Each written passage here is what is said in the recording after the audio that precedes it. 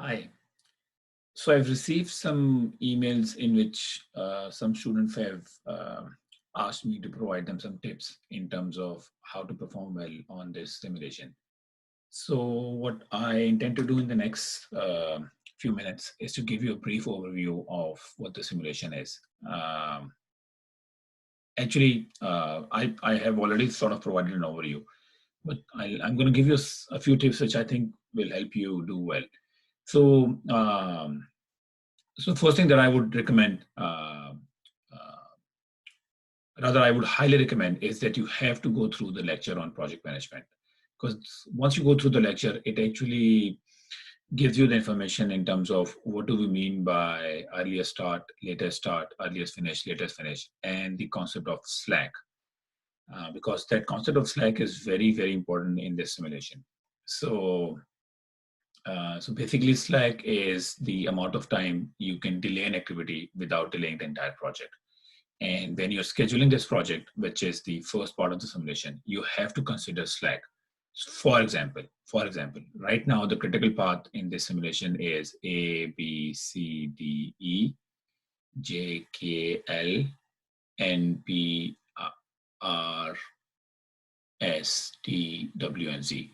So if you click on any of those, if you hover your mouse on any of those activities, you'll see that the slack, as you can see over here, is 0. It says slack 0. Let me try to annotate this as well.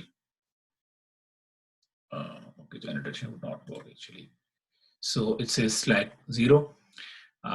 So early start is 17, early finish is 18, late start is 17, late finish is 18, and duration is 1, slack is 0.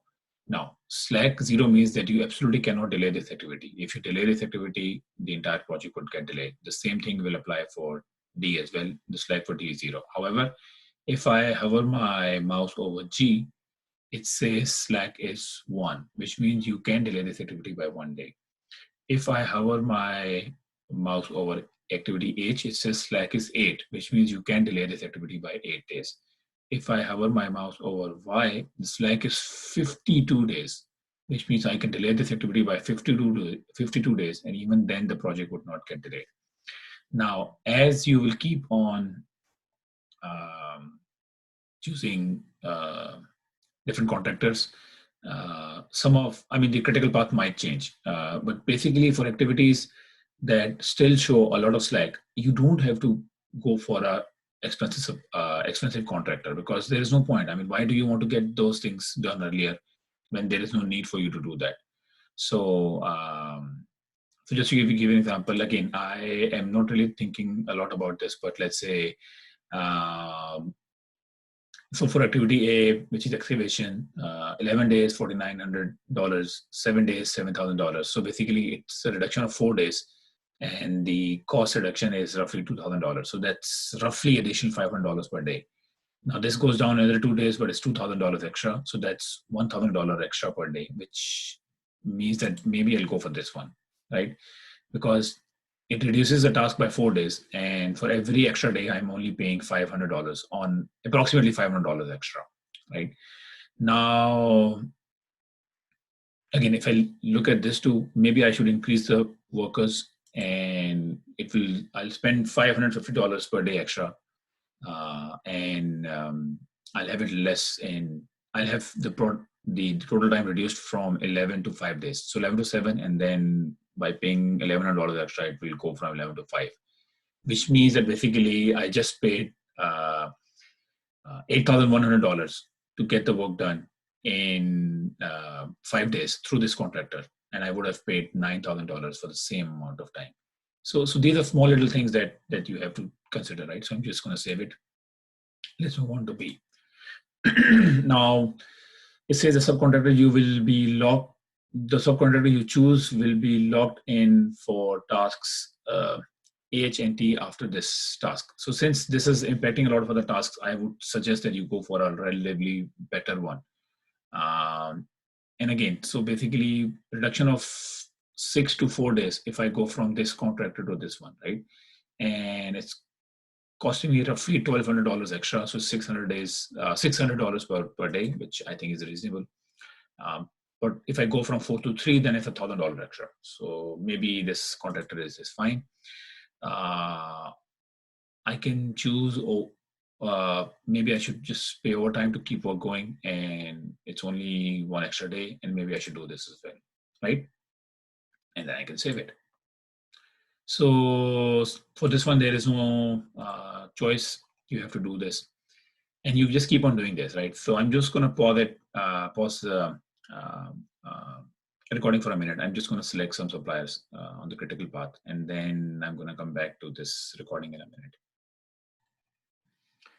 Okay, so basically I have now planned for all the tasks that are there in this project. And as you can now see, I can start a simulation. But before I do that, just to give you a snapshot, right now my cost is very close to $162,000. If you remember, the idea was that we should keep our costs lower than 162. However, I am the scheduled project completion is 19 days ahead of time, right? Now, how did I do that? The trick that I use, or the basic rule of thumb that I use is relatively simple. Start task by task.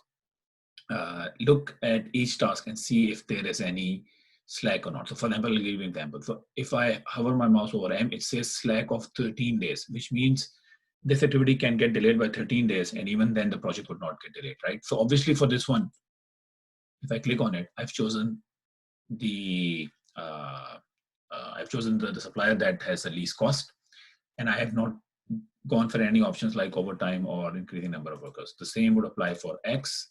The same would apply for Y as well, right? Over here, slack is 2. Again, I am choosing to work extra a little bit. Why is that the case for activity G? Again, there are reasons for it. So for example, for activities that have a lot of slack, you can go for the cheapest supplier. But then there are activities that are close to the critical path for which slack is lower. So slack overhead is 2. If I remove this, then obviously this path will become the critical path, right? And I'll show it to you right now. See, now this has become the critical path. So that's why when I was selecting suppliers, the idea was that to select the set of suppliers that give you the best possible bang for the buck. So in other words, have some sort of a cost benefit analysis that which contractor or which supplier is giving me the best benefit for my money, right? So I will start running this in a bit. I would review all these activities one more time to see if there is something that I can change. And then once I'm done, I'm just going to start the simulation. So I'm going to put it on pause for a minute again.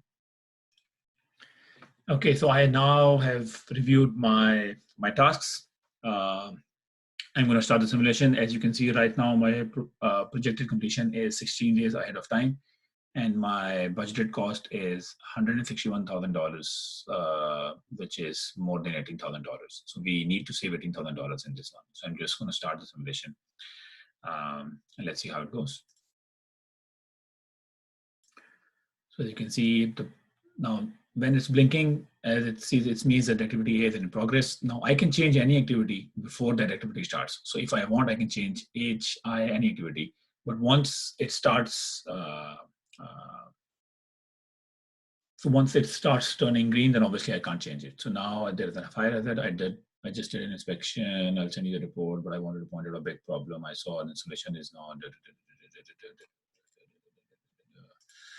Okay. Found exposed electric wires or need to be protected. So some problems, it's okay. I'm just going to continue for the time being simulation.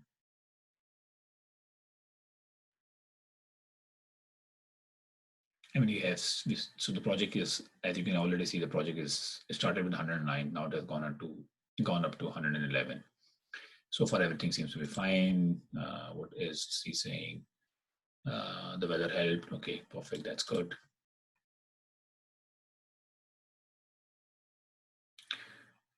So I need to start. So this will actually keep on running. I'm not gonna record the entire thing unless there is some issue. So I'm just gonna pause the recording over here, and in case there's something, then I'll just unpause my recording. Okay, so I just wanted to share an update. I actually faced a lot of issues in my simulation.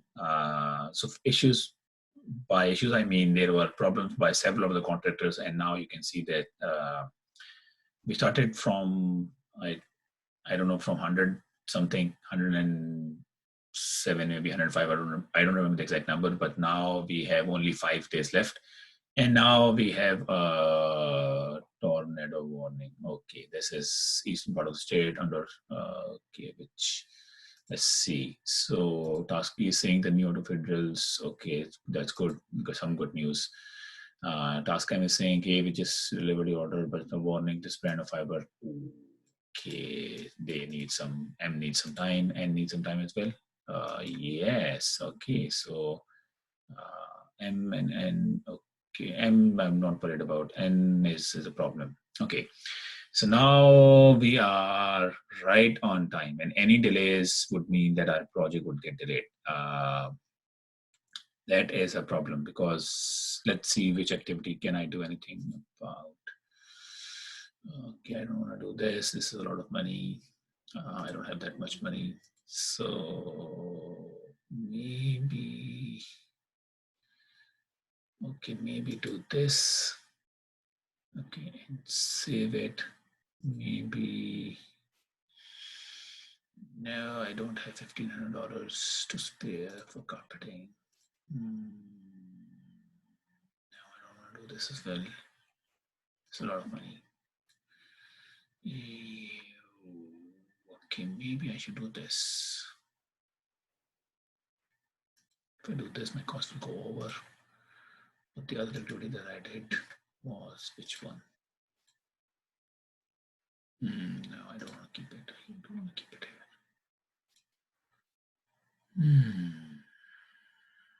Okay, so I guess, which activity was it? Was it D? Yeah. Which activity did I change just now? I completely forgot. Was it this one? No, it was not this one. Was it D? No.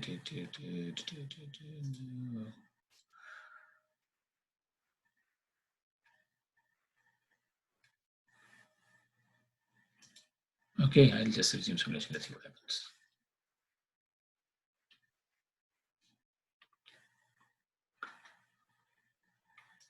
Okay, let's see what's happening. Yeah, I know that. Okay. Okay, so it's crunch time. Let me just check it one last time. Can I change anything? Very close to cost.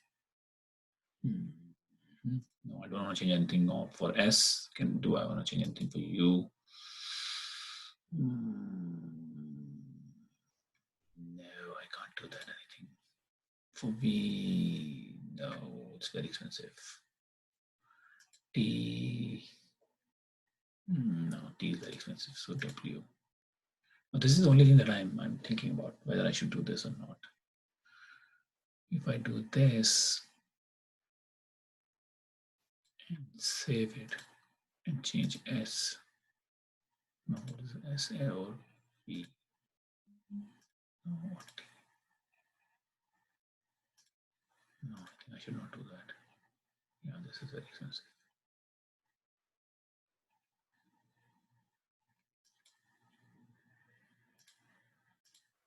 No, this is the best one. Okay, let's just hope it works out.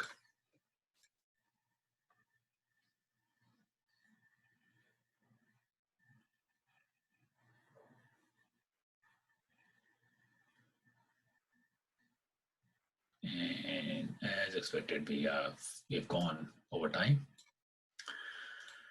Not what I wanted, but there were a lot of issues. Okay, so what is slight issue? Yes, I know. That's okay. It is what it is.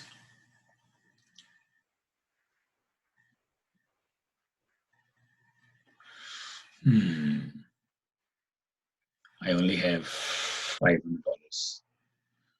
Can I do anything?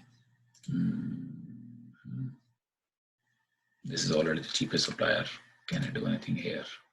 Can't change the supplier.